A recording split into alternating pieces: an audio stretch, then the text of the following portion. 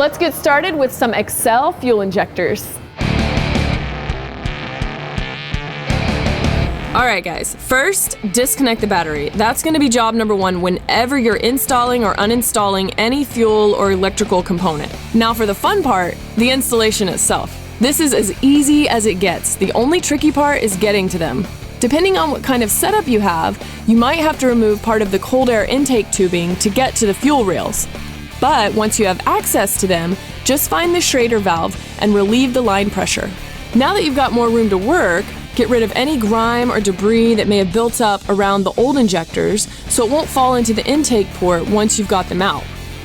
Now remove the electrical connector from each injector, and this is important, make sure they don't get crossed up. This will make it a lot easier to get each one back on the right injector. Next, remove the mounting bolts from the fuel rail and carefully remove it. Then take out each injector and note the position of each connector.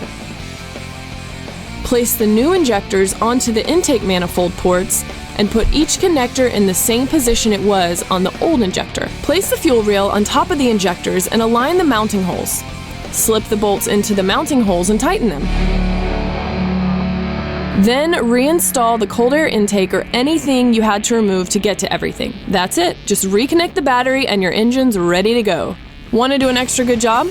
Take a few minutes to check your hoses, clamps, and electrical connections, and like you would when you change any part of your fuel system, swap in a new fuel filter.